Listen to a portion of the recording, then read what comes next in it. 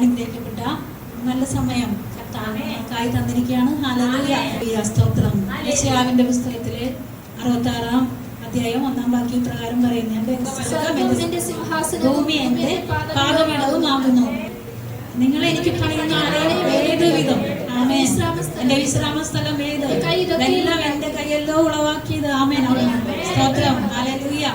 കർത്താവ് പറയുന്നു, ഹല്ലേലൂയ, എല്ലാം ഉളവാക്കിയത്, സകലതും, ഭൂമി, അതിന്റെ പൂർണ്ണത, പ്രപഞ്ചം, ദൃശ്യമായത് അദൃശ്യമായത് സകലതും കർത്താവിനാൽ ഉളവാക്കപ്പെട്ടിരിക്കുന്നു. ആമേൻ. നമ്മൾ കാണുന്ന സകലതും അത്ഭുതകരമായി ദൈവം നമ്മെ സൃഷ്ടിച്ചിരിക്കുന്നു. ആമേൻ, ഹല്ലേലൂയ.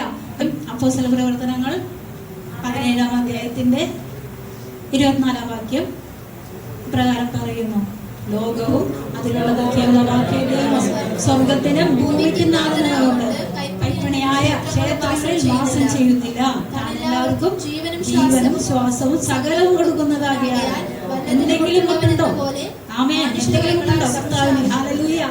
നമ്മുടെ കരങ്ങൾ കൊണ്ട് നമ്മളെ സൃഷ്ടിച്ച ദൈവത്തെ നമ്മൾ മെനഞ്ഞെടുത്തിട്ട്, ഹല്ലേലൂയ, ആ മഹത്വം, ഹല്ലേലൂയ. ആ അധ്യായം നിങ്ങൾ വായിച്ചാൽ പൗലോസ് അപ്പോസ്തലൻ അഥേന എന്ന് പറഞ്ഞ ആ സ്ഥലത്ത് കർത്താവിന്റെ സുവിശേഷം അറിയിക്കുവാൻ എത്തുന്നത്, ഹല്ലേലൂയ, അവിടെ ചെന്നെത്തിയപ്പോൾ ആ സുവിശേഷം അവിടെ പറയാനായിട്ട് അവിടെ കണ്ട ചില കാഴ്ചകൾ, അവിടെ ഇപ്രകാരം അപ്പോസ്തലൻ പറഞ്ഞിരിക്കുന്നതിനെ കുറിച്ചാണ്. സർവശക്തന്റെ മഹത്വം, ഹല്ലേലൂയ.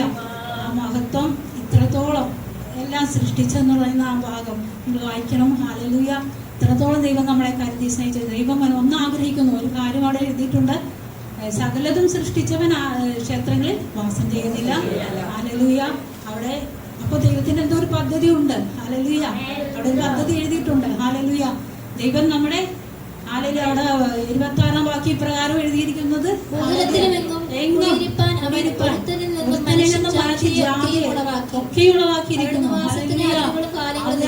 കാലങ്ങളും സകല സമയം നിശ്ചയിച്ചിരിക്കുന്നു. ഓരോ മനുഷ്യനെയും കർത്താവ് ഭൂമിയിൽ സൃഷ്ടിച്ചത്, ആദാമിനെ സൃഷ്ടിച്ചത്, അവനിൽ നിന്ന് എല്ലാവരെയും ഭൂതലത്തിൽ സൃഷ്ടിച്ചത് കർത്താവിന് അവരിൽ വസിക്കണം. ഹല്ലേലൂയ. ആലയങ്ങളിൽ വസിക്കുന്നതിനേക്കാൾ കർത്താവിന് ആഗ്രഹം ഒരു മനുഷ്യന് ജീവിക്കുന്നതാണ്. ഹല്ലേലൂയ. ഒരു മനുഷ്യന്റെ ഹൃദയത്തിലാണ് കർത്താവ് ആഗ്രഹിക്കുന്നത്. ഹല്ലേലൂയ. അവിടെ ആദാമിൽ ഇപ്രകാരം, ഹല്ലേലൂയ, നമുക്കറിയാം, ഉൽപ്പത്തി പുസ്തകത്തിലേക്ക് ആദാം വീണുപോയെന്ന് നമ്മൾ കേട്ടു. ഹല്ലേലൂയ. അനുസരണക്കേട് നിമിത്തം വീണുപോയി. ഹല്ലേലൂയ. എന്നാൽ കർത്താവ് അവനെ തേടി എത്തേണ്ടതിന്, ഹല്ലേലൂയ, ഒരു പദ്ധതി, ഹല്ലേലൂയ, ഒരുക്കിക്കൊണ്ട്, ഹല്ലേലൂയ, ആദാമിൽ സകല മനുഷ്യരെയും കർത്താവ് കണ്ടതുകൊണ്ട്, ഹല്ലേലൂയ, ആ സൃഷ്ടിച്ചപ്പോൾ ഒരു തേജസ്സുള്ളവനായിട്ടാണ് ആദാമിനെ, ദൈവത്തിന്റെ മകൻ എന്നാണ് ആദാമിനെ പറഞ്ഞിരിക്കുന്നത്. ഹല്ലേലൂയ. ദൈവത്തിന്റെ മകനെ സൃഷ്ടിച്ചത് തേജസ്സുള്ളവനായി. ആദാമിന്റെ രൂപം, അവന്റെ വസ്ത്രം, ഹല്ലേലൂയ, വെണ്മയേറിയ വസ്ത്രം, ഹല്ലേലൂയ, ആ വസ്ത്രം ഉള്ളവനെ പിശാച് പറ്റിച്ചിട്ട് അനുസരണക്കേടിനാൽ ദൈവത്തിൽ നിന്ന് അകറ്റി. ദൈവമായിട്ടുള്ള ബന്ധം മനുഷ്യനെ അന്ന് തുടങ്ങി വിട്ടുപോയി. ഹല്ലേലൂയ. അന്ന് തുടങ്ങി കണ്ടുകൊണ്ടിരുന്ന, മുഖാമുഖം കണ്ടുകൊണ്ടിരുന്ന അവസ്ഥ മാറിപ്പോയി. കർത്താവിന്റെ സ്നേഹത്തെ ദിനംതോറും ആദാം അനുഭവിച്ചുകൊണ്ടിരിക്കുകയായിരുന്നു. പക്ഷെ ആ നല്ല തേജസ്സിന്റെ, ഹല്ലേലൂയ, ആ അന്തരീക്ഷമേ മാറിപ്പോയി.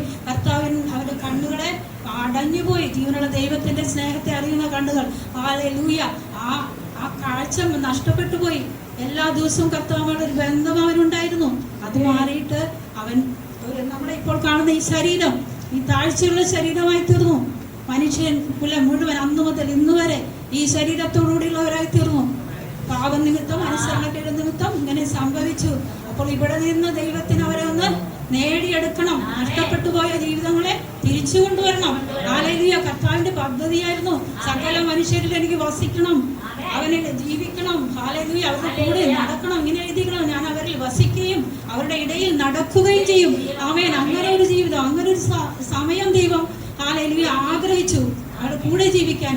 അങ്ങനെ ആ സമയത്ത് കർത്താവ് നമ്മളിൽ ആർക്കും അകന്നിരിക്കുന്നവനല്ല എന്ന് വചനം എഴുതിയിരിക്കുന്നു. എല്ലാവരും ജീവിക്കുകയും ചലിക്കുകയും സകലം ചെയ്യുന്നത് കർത്താവിനാലാണ്. അല്ലെ, അങ്ങനെയാണെങ്കിൽ ദൈവം മനുഷ്യന്റെ ഭാവനയ്ക്കൊത്തമാണോ, ചിത്രമാണോ, ഒരു, ഹല്ലേലൂയ, ഒരു ചിന്തകളിൽ, സങ്കല്പത്തിലും ശില്പവിദ്യയിലും വരുന്ന കൊത്തുപണിയാണോ? ഹല്ലേലൂയ, ഒന്നുമല്ല. ഹല്ലേലൂയ.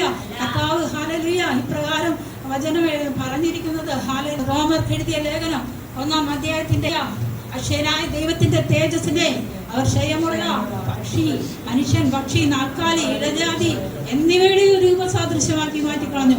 Hallelujah, hallelujah. കർത്താവിനെ അവർ തേജോമയനായ ദൈവത്തിന്റെ മഹത്വത്തെ സ്വർഗത്തിൽ അടങ്ങാത്തവനായിരിക്കുന്ന ഹല്ലേലൂയ കർത്താവിന്റെ മഹത്വത്തെ അവർ ഒന്നും അല്ലെങ്കിൽ അവർ നോക്കുമ്പോൾ അവർ കാണുന്ന അവർ നോക്കുന്നത് അവർ ഉയരത്തിലേക്കല്ല നോക്കിയത്, ഭൂമിയിൽ അവരുടെ ചുറ്റുമുള്ള സാഹചര്യങ്ങളിലേക്ക് അവർ നോക്കി. ഹല്ലേലൂയ. അവർ കണ്ടത് ഹല്ലേലൂയ മനുഷ്യനെ കണ്ടു, പക്ഷികളെ കണ്ടു, നാൽക്കാലികളെ കണ്ടു. അവർ ചുറ്റും ഇവിടെ ഭൂമിയുടെ പരത്തിൽ മാത്രം നോക്കി. ഹല്ലേലൂയ. എന്നാൽ കുറച്ചു മക്കൾ ദൈവത്തെ അന്വേഷിച്ചു, ദൈവത്തെ കണ്ടെത്തി. മോശ, നോഹ, അബ്രഹാം തുടങ്ങിയ ജീവിതങ്ങൾ കർത്താവിനെ കണ്ടെത്തി. Hallelujah, hallelujah. അവർ കർത്താവിനോടുകൂടെ അന്ത്യത്തോളം ഹല്ലേലൂയ ആ വിശ്വസ്തനായവരെ ഹല്ലേലൂയ ചേർന്ന് നടക്കുവാൻ കൊതിച്ചു.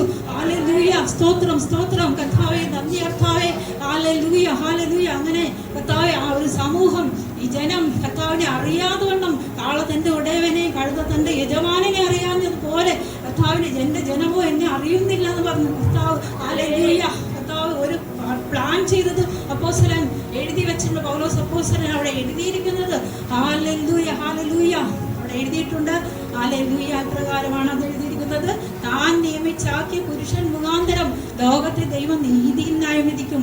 ആമേൻ. ഒരു നീതി വരുന്നുണ്ട്, ഒരു നീതിമാനായ പ്രവൃത്തി, ഒരു നീതിയുടെ പ്രവൃത്തി. തന്റെ മക്കളെ ചേർത്ത് പിടിക്കേണ്ടതിന്, തന്റെ മക്കളെ തിരിച്ച് തേജസ്സോടെ കൊണ്ടുവരേണ്ടതിന് കർത്താവ് ഒരുക്കിയ പദ്ധതിയാണ് യേശു ക്രിസ്തു. ഹല്ലേലൂയ. ആ കർത്താവിനെ തന്നത് ആ പുരുഷൻ മുഖാന്തരം, ആ ഒരു മനുഷ്യൻ മുഖാന്തരം നമ്മളെ ഹല്ലേലൂയ നീതിയിലേക്ക് നടത്താൻ വീണ്ടും ഹല്ലേലൂയ ഉറപ്പ് അവനെ മരിച്ചവരുടെ ഇടയിൽ നിന്ന് ഉയർത്തെഴുന്നേൽപ്പിച്ചതിനാൽ ഹല്ലേലൂയ പുനരുദ്ധാനത്തിന്റെ ശക്തി, പുനരുദ്ധാനം എന്ന ഉറപ്പ് ഓരോ മനുഷ്യർക്കും ദൈവം കൊടുത്തിരിക്കുകയാണ്. ഹല്ലേലൂയ. എല്ലാവരും ജീവിക്കും. എല്ലാവരും ആരൊക്കെ വിശ്വസിക്കുന്നു യേശു ക്രിസ്തുവിൽ, ആരെല്ലാം വിശ്വസിക്കുന്നു അവർ ജീവിക്കും.